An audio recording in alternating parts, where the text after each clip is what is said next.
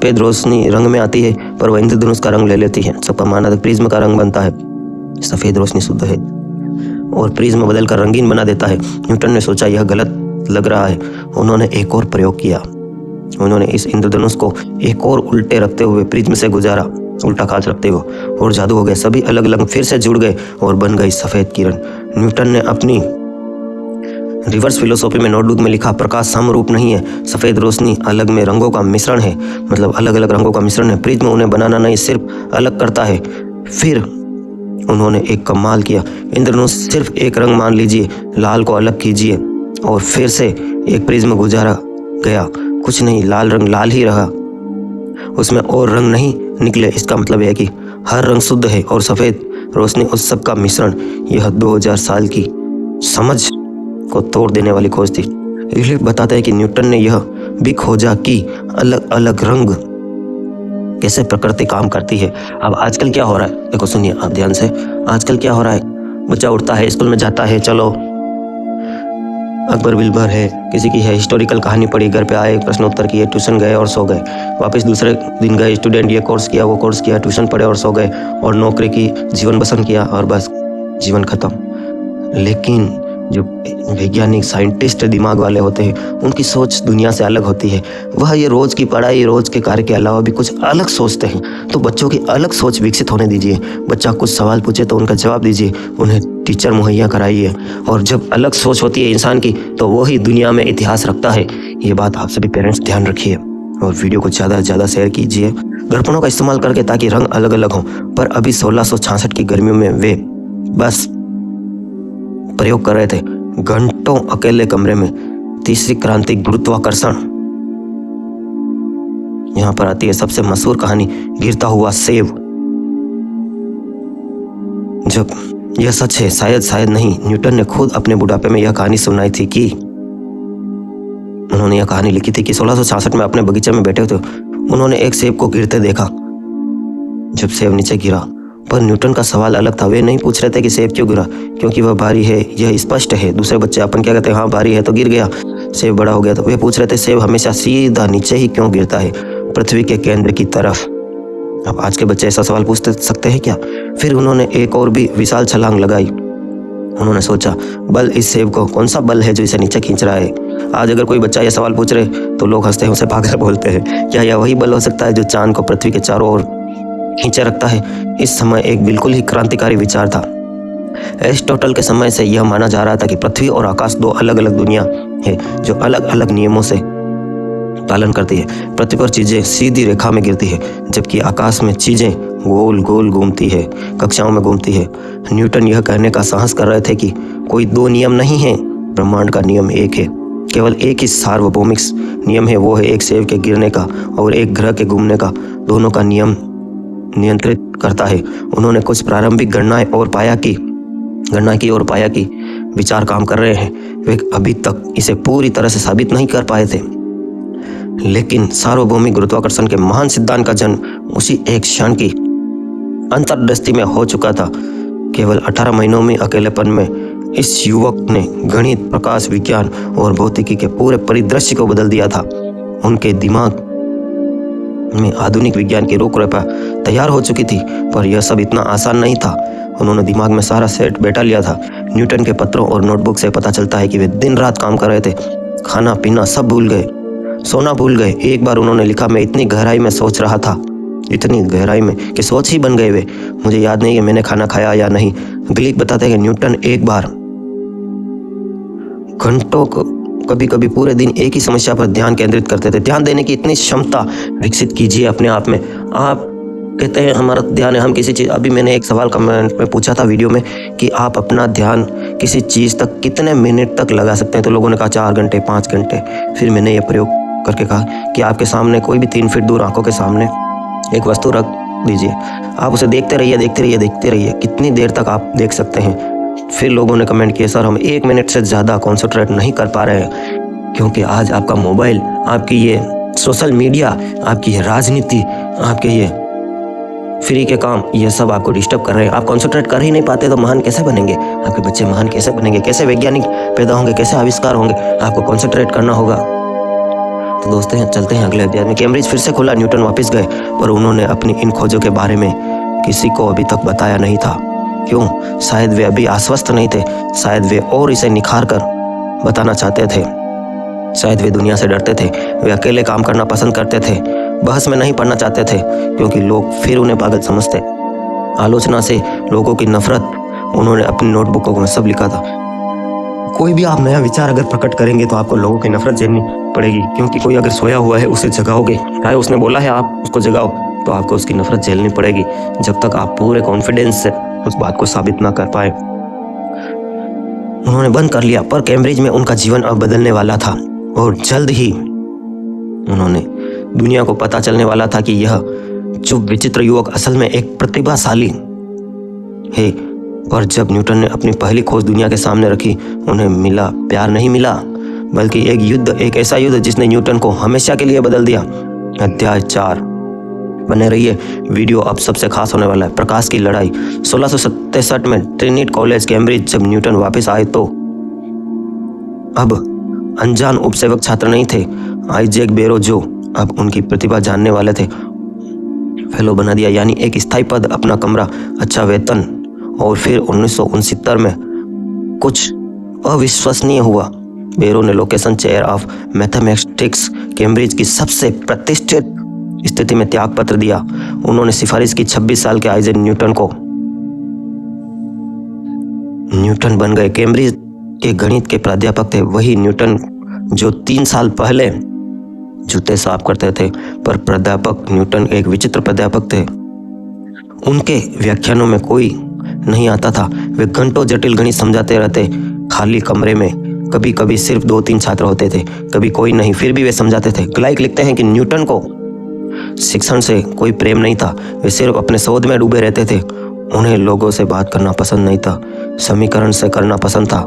पर 1671 में कुछ ऐसा हुआ जिसने न्यूटन को मजबूर कर दिया दुनिया के सामने आने के लिए। उन्होंने अपनी परावर्तन दूरबीन बना ली, दर्पणों का इस्तेमाल करके, जिसने रंगीन विपत्सन नहीं था, सिर्फ 6 इंच लंबी थी, पर इतनी शक्तिशाली थी कि वह बृहस्पति के चंद्रमा दिखा सकती थी, बृहस्पति के चंद्रमा को दिखा सकती थी। आइजन बेरो ने यह दूरबीन लंदन की रॉयल सोसाइटी को भेजी। इंग्लैंड की सबसे प्रतिष्ठित वैज्ञानिक संस्था रॉयल सोसाइटी के लंदन देखकर हैरान रह गए। इतने छोटे दूरबीन से इतनी दूरी तक स्पष्ट तस्वीर। उन्होंने न्यूटन को रॉयल सोसाइटी का फेलो बना दिया और फिर उन्होंने निवेदन किया कि आप अपना कोई काम साझा करेंगे। न्यूटन ने सोचा, यह अवसर है, इतना अच्छा मौका मिला है, मैं अपनी प्रकाश की थ्योरी बता सकता हूँ। फरवरी 1672 में उनका भाग्य उदय हुआ। न्यूटन ने रॉयल सोसाइटी को एक लंबा पत्र भेजा, प्रकाश और रंगों के बारे में सिद्धांत। उन्होंने अपना सफ़ेद रोशनी रंगों का मिश्रण है, प्रिज्म रंग, मतलब सफलता ऐसी होनी चाहिए कि दुनिया आपको ढूंढते ढूंढते आए। इसी को सफलता कहते हैं। आपको कहीं जाने, अगर आप बंद कमरे में अकेले हैं और आप में वो दिमाग, वो जुनून, वो इच्छा शक्ति ब्रह्मांड को जानने की है, तो ये दुनिया वाले आपको ढूंढते ढूंढते आएंगे। और जो एक बच्चा जूते साफ करता था, नौकर का कार्य करता था उस यूनिवर्सिटी में, आज वे ही उन्हें भगवान मानने लगे।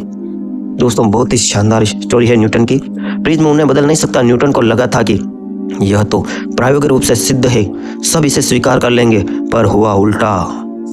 रॉयल सोसाइटी के सचिव हेनरी ओल्वर्स ने एक पत्र प्रकाशित किया और तूफान शुरू हो गया।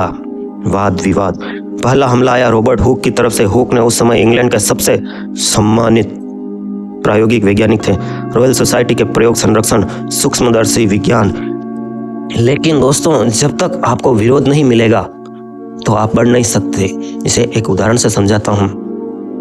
जैसे कोई बड़ा नेता हो, किसी भी पार्टी में देख लो, जितना जितना उसका विरोध हुआ है वह उतना ही चमका है। चलो वापिस समझाता हूँ। आपने कुछ फिल्में देखी है, जैसे एक फिल्म का उदाहरण लेते हैं, पीके, या एक चित्तौड़गढ़ पर बनी थी दीपिका पादुकोण की मूवी। उसका कितना विरोध हुआ था और ये फिल्में ब्लॉकबस्टर हिट हुई, क्योंकि विरोध ही प्रेम का द्वार है। आगे बढ़ते हैं। वीडियो बहुत ही महत्वपूर्ण और इंटरेस्टिंग होने वाला है दोस्तों, वीडियो को छोड़ना मत। और अगर पूरा देखेंगे, कमेंट करेंगे और लाइक करेंगे तो मैं इसका दूसरा पार्ट भी बहुत जल्द बनाऊंगा। असुरक्षित झगड़ा। हुक ने न्यूटन के शोध पत्र को पढ़ा और लिखा, न्यूटन का सिद्धांत गलत है, प्रकाश करना ही है, तरंग है, और प्रिज्म का प्रकाश को बदला है। इस प्रिज्म ने प्रकाश को बदला है। पुराने विचारों को दोहराया, कुछ नया नहीं है। न्यूटन को जैसे सीने में छुरा घोंप दिया गया ऐसा लगा। वेस्टफॉल लिखते हैं कि न्यूटन ने 5 साल अकेले ही काम किया था, लेकिन उनकी मेहनत को बेकार करने वाले लोग आ गए थे। हर प्रयोग खुद किया था। अब कोई बिना दोहराए बिना जांचे बैठे बैठे जवाब कैसे दे सकता है उनका। न्यूटन ने एक लंबा उत्तर लिखा, बिंदु दर बिंदु हर आलोचना का एक जवाब लिखा उन्होंने। लहजा अब रक्षात्मक था। उन्होंने लिखा, मैंने यह नहीं कहा कि प्रकाश कण है या वेव है, मैंने सिर्फ प्रयोग वर्णित किए, विशेषताएं वर्णित की है। मैंने परिकल्पना नहीं की, मैंने तथ्य दिए हैं। हुक मानने को तैयार नहीं था, जैसे आप सोशल मीडिया पे करते हैं ना, मैंने ये लिखा है, मैंने ये नहीं लिखा, मेरे समझाने का तात्पर्य था। उस प्रकार उन्होंने पत्र लिखे कि भाई मेरे समझाने का तात्पर्य कुछ और है और वैज्ञानिक साहब आप कुछ और समझ रहे हैं, पहले इसको समझे तो सही, कैसे नकार सकते हैं आप। और उस वैज्ञानिक की और न्यूटन की लड़ाई चालू रही। सिलसिला क्रिस्टियन होंगी, हॉलैंड के महान वैज्ञानिक ने कहा, यह रोचक है पर मुझे यकीन नहीं। इग्निस पाइड्रेस फ्रांस के पादरी और गणितज्ञ ने पूछा, अगर अलग अलग रंग अलग अलग मूर्तें हैं तो हमें हर चीज रंगीन किनारों के साथ क्यों नहीं दिखती। फ्रांसीसी लाइनस एक अंग्रेज पादरी ने तो यहाँ तक कह दिया कि फिर धूप रंगीन दिखनी चाहिए। यह असंभव है, न्यूटन के प्रयोग ने गलत किया होगा क्योंकि उनके पास परिणाम है। यह असंभव है कि 7 कलर हो धूप में। न्यूटन हर एक को जवाब देते रहे। महीनों तक पत्रों का अंबार लग गया। जैसे आपने कमेंट का अंबार लग रहा है मेरे वीडियो में, जैसे पत्रों का अंबार लग गया। वो बताते हैं न्यूटन के पत्रों में धीरे धीरे निराशा दिखने लगी। वे समझ रहे थे कि इस दुनिया से जीतना नामुमकिन है। और फिर वे समझा किसे रहे थे, फिर वे लोग नहीं समझ रहे थे। एक पत्र में न्यूटन ने लिखा, मैं अपने आप को दर्शन शास्त्र से मुक्त करने का निर्णय ले रहा हूँ। प्राकृतिक दर्शन एक ऐसी विवादास्पद महिला है जो व्यक्ति उससे उलझता है, उलझ के रह जाता है। यानी मुझे विज्ञान छोड़नी पड़ेगी, नहीं तो मेरा दिमाग खराब हो जाएगा। जैसे पॉलिटिक्स छोड़ दी कई लोगों ने। न्यूटन की तकनीक सिर्फ आलोचना की नहीं थी, उनकी असली तकलीफ थी। लोग समझ क्यों नहीं पा रहे हैं, न्यूटन की तकलीफ यही थी। स्पष्ट दोहराने योग्य कोई भी खुद कर सकता था, पर लोग कह रहे थे बस बैठे के राय दें। न्यूटन ने एक बार लिखा, मैं परिकल्पना नहीं बना रहा हूँ, मैं कोई हवा में बातें नहीं कर रहा, मैं प्रयोग दिखा रहा हूँ, जानिए, खुद कीजिए और फिर बोलिए। पहले कोई ऐसे मोबाइल नहीं थे, वीडियो बना के दे दो और उनको समझा दो। आज तो हमारे पास मोबाइल है, साधन है। 17वीं सदी में विज्ञान ऐसा नहीं होता था। विज्ञान था बहस कला, सदाउद्दीन करना। आज 2026 में हम ये वीडियो देख रहे हैं, आने वाला है। प्रयोग को गंभीरता लेने की संस्कृति। न्यूटन तो सिर्फ प्रयोगों और गणित में विश्वास करते थे। वे इस निराश थे। गिलिक लिखते हैं, न्यूटन को लोग पसंद नहीं थे, वे अकेले ही काम करना चाहते थे क्योंकि विरोध करने वाले उन्हें पसंद नहीं थे। अब जब उन्होंने अपना काम साझा किया तो उन्हें मिली गलतफहमी, आलोचना और अंतहीन बहस। अब इसमें न्यूटन को एक सबक सिखाया। एक चीज वो उनको सीखने को मिली कि दुनिया को कुछ दिखाना खतरनाक है। हुक से युद्ध तो कभी खत्म हुआ ही नहीं। उस वैज्ञानिक से बातों का युद्ध, पत्रों का युद्ध चालू रहा। न्यूटन ने एक और विस्तृत शोध पत्र लिखा, प्रकाश की विशेषताओं को समझाते हैं परिकल्पना। इसमें उन्होंने पूरा सिद्धांत दिया और यूं ही नहीं, पत्रकारों को दिया, अखबार में छपा। प्रकाश कैसे यात्रा करती है, कैसे परिवर्तित होता है। हुक ने फिर से हमला किया। हर बार उन्होंने दावा किया कि ये मेरा विचार है, न्यूटन ने मुझसे चुराया है। अब हुक ने कह दिया है तो मैंने पहले कह दिया था, मेरे से चुराया है। न्यूटन का क्रोध अब हद से बाहर हो गया। उन्होंने ओल्डबर्ग को लिखा, हुक मुझ पर आरोप लगा रहे हैं, मैंने उससे कुछ नहीं लिया है। अगर मैंने कुछ लिया होता तो वह डेकोर से होता, हुक से नहीं। फिर उन्होंने वह मशहूर पंक्ति लिखी, अगर मैंने दूर तक देखा है तो यह दिग्गजों के कंधों पर खड़े होकर देखा है। आज यह उदाहरण प्रेरणादायक लगता है, लेकिन उस समय न्यूटन की क्या स्थिति रही होगी, ये कमेंट कीजिए। उस समय यह एक अपमान था हुक के लिए, क्योंकि हुक छोटे कद के थे, कुबड़े थे। न्यूटन कह रहे थे कि मैं दिग्गजों के कंधों पर खड़ा हूं, तुम दिग्गज नहीं हो। यह प्रैक्टिस हो गया था। वेस्टफॉल लिखते हैं कि न्यूटन और हुक की दुश्मनी अगले 30 वर्षों तक चली और जब हुक की मौत हुई तब जाके न्यूटन ने अपने सबसे बड़ी किताब प्रकाशित की, ओटिक्स। न्यूटन ने अपनी सारी प्रकाश, एक्सपेरिमेंट, सिद्धांत और खोजों को एक किताब में संकलित कर लिया। यही था उनका बहुत शानदार कदम। जो पढ़ना चाहे पढ़ लेगा। उन्होंने इसे प्रकाशित नहीं किया, क्यों? क्योंकि वे हुक से फिर से लड़ना नहीं चाहते थे। ओप्सिक अंततः प्रकाशित हुई 1704 में, जब रॉबर्ट हुक की मृत्यु हो गई तब वह प्रकाशित हुई। 30 साल बाद एलिफ लिखते हैं कि न्यूटन ने अपने सबसे शानदार प्रयोगात्मक काम को इतने सालों तक रोका, इसलिए छिपाया क्योंकि वे मेरे दुश्मन से टकराव नहीं चाहते थे। यह बताता है कि न्यूटन कितने संवेदनशील थे, पर पूरे अनुभव से न्यूटन को बदल दिया। उनके पूरे अनुभव से उन्होंने सीखा, एक दुनिया आपके लिए काम को ये दुनिया आपके काम को सराहेगी नहीं, हमला करेगी। वो लोग आपका विचार चुराने की कोशिश करेंगे। 3, वैज्ञानिक समुदाय मित्रता नहीं होती, वैज्ञानिक समुदाय में प्रतिस्पर्धा होती है। 4, अकेले काम करना सबसे सुरक्षित है, इसलिए अकेले काम करो, अकेली सोच बनाओ। इसी वजह से जब न्यूटन ने अपनी सबसे बड़ी खोज की, सार्वभौमिक गुरुत्वाकर्षण की, तो उन्होंने छिपा रखा था लगभग 20 साल तक का ज्ञान। एक दिन एक व्यक्ति आया जो इतना जिद्दी था कि उन्होंने न्यूटन को मजबूर कर दिया कि अपना काम प्रकाशित करने के लिए कि आप तुम्हें किताब प्रकाशित करनी चाहिए। एक निर्णय ने न्यूटन को अमर बना दिया। वो व्यक्ति कौन था और कैसे न्यूटन से वो मिले, यह जानने के लिए लाइक कीजिए, सब्सक्राइबर कीजिए और कमेंट में लिखिए पार्ट 2। आप सबका दिन शुभ रहे। आप सबके भीतर बैठे हुए परमपिता परमेश्वर को प्रणाम करता हूँ। सब्सक्राइब करो, वो जो लाल वाला बटन है उसके साथ स्कैम करो या फिर महफिल जमाओ, मुझे नहीं पता, बस क्लिक हो जाना चाहिए। अब मैं भी चाह रहा हूँ मुझे Dwarkadhish electric and power tools, Fateh Nagar, ward 14। सभी प्रकार के खर्राटे, fan, cooler, spare, ICU, Orient, पंखे, सिगड़ी, सभी प्रकार की कूलर, मोटरें के होलसेल विक्रेता। Power tools, spare parts, fridge, AC parts, bulb, tubelight एवं सब तरह के मिक्सर होलसेल रेट पर। Dwarkadhish electric and power tools, Changedi road, Fateh Nagar, आपकी अपनी शॉप।